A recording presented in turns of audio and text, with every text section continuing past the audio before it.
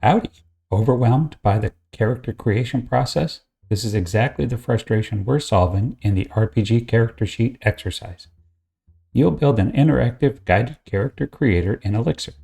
We'll leverage the I/O module to manage input and output, demonstrating that interactive programs can be built with professional clarity and ease. Today, we'll have guidance from a Notebook Explainer video and GitHub Copilot. So you've probably written a function, right? Maybe one that adds two numbers. But what's the real leap from that to an application someone can actually use? It all comes down to chaining those functions together to create a seamless flow, a conversation. And that's our whole mission today, to build a complete program step by step. So what's the plan? We're going to build a character creation tool for a role-playing game. It sounds fun, and it is. But as we guide a player through creating their character, we're going to uncover some really powerful lessons about how Elixir works. In many languages, handling I/O can be hard to test and have unpredictable side effects, a pitfall known as hidden mutable state. Mastering the I/O module and the overall functional approach in Elixir is your defense against this. You get a tangible benefit of creating code that is safe to run concurrently and simple to test. Okay, we've got our tools. Let's get our hands dirty and actually build this thing. We're going to assemble our character sheet in 5 distinct steps. The whole idea is to create small, focused functions that will later snap together like Legos to form the final program. All right, I've downloaded the RPG character sheet from Exorcism using the CLI and loaded it up in VS Code. Let's reach for our generate docs prompt so that we can get instructions right in line as function documentation.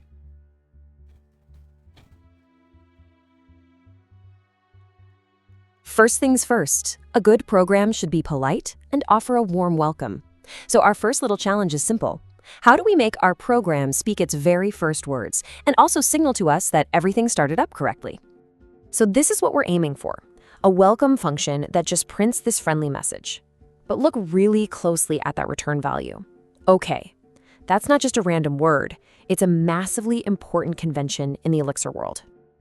That OK thing is what's called an atom. You can think of it like a little status tag. It's not text. It's a super efficient constant that just means success or everything went well. Using atoms like this for status signals is a cornerstone of writing clean, idiomatic Elixir. You'll see it everywhere. Step 1. Print the welcome message.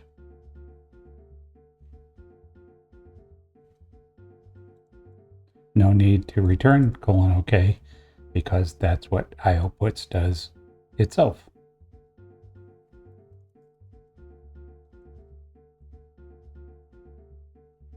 Okay, our program can talk. Great. Now let's teach it how to listen. The next challenge is all about capturing input from the user. But here's the catch. It's not just about getting the input, it's about making sure it's clean and ready to use, which means we have to deal with all that pesky extra white space. This is the interaction we're going for. Our askName function prompts the user, they type in their character's name, and this is crucial, the function returns a perfectly clean string. Notice there are no extra spaces or new line characters at the end. That doesn't happen by magic. And that's where string trimming comes in.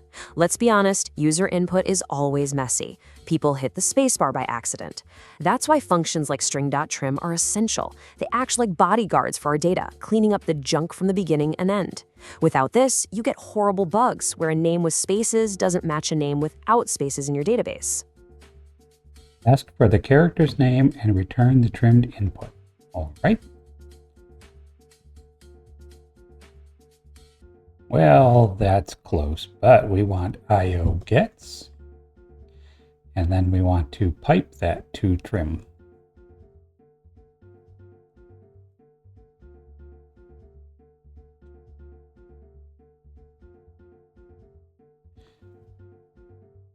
I forgot the instructions say we need a new line.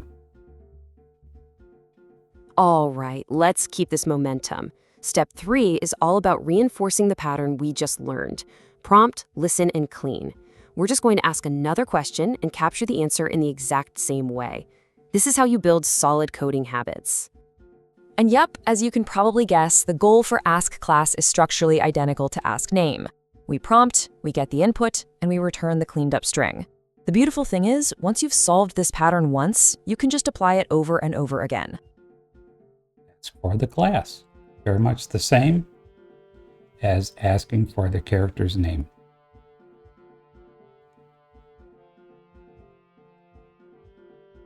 In Elixir, the pipe operator is the idiomatic standard for transforming data, preferred over nesting functions like you'd find in a language like JavaScript.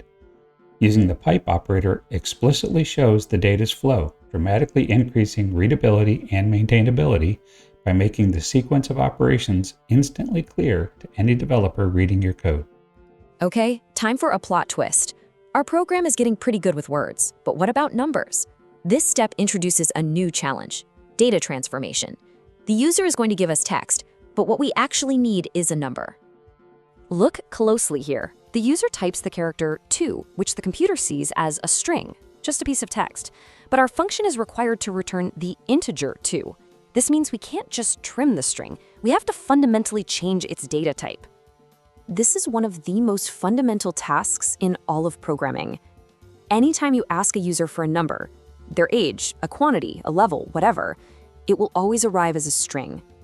Being able to reliably convert that string into an integer is an absolutely essential skill for building any interactive app. Asking for the level is very much like the other two, with the addition that we need to convert the resulting string to an integer. Think of transforming raw string input, like the value the user entered for their level, into an integer as a digital assembly line.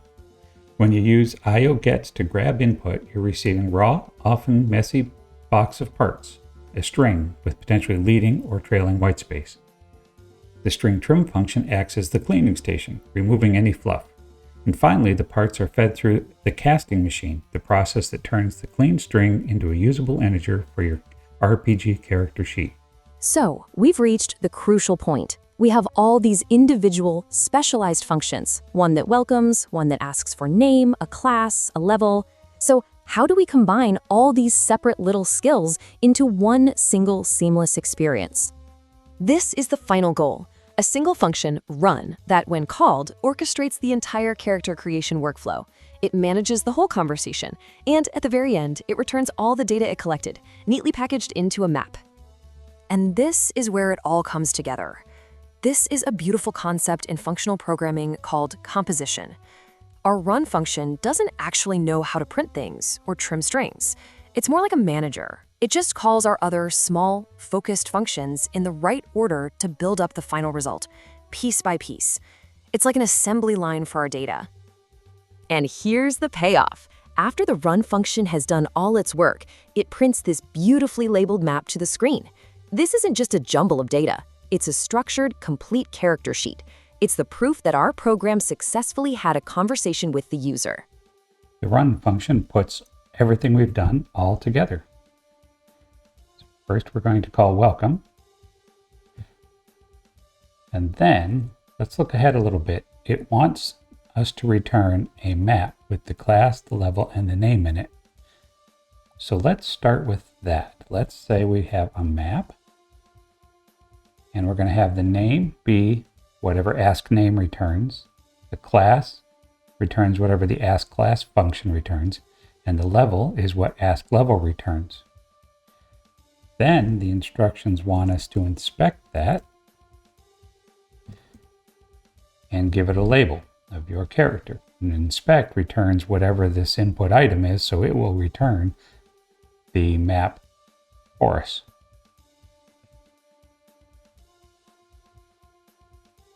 The newer debug tool provides richer output than IOInspect. It shows the code being evaluated and the result, making it easier to trace. Elixir developers also have Logger, a structured logging module supporting log levels and designed to provide configurable, extensible, and efficient logging capabilities for both development and production environments. Let's step back for a second. What have we really learned here? This was way more than just finishing an exercise. It was about absorbing a set of powerful, idiomatic Elixir practices that you can take with you into every single application you build from now on. Let's just quickly recap the big takeaways. First, build small, focused functions. They're so much easier to test and think about. Second, compose those small functions to create complex workflows, just like our run function did. Third, and please never forget this one, always clean and transform user input. And finally, use atoms like OK to send clear, efficient success signals. These are the cornerstones of readable, maintainable Elixir code.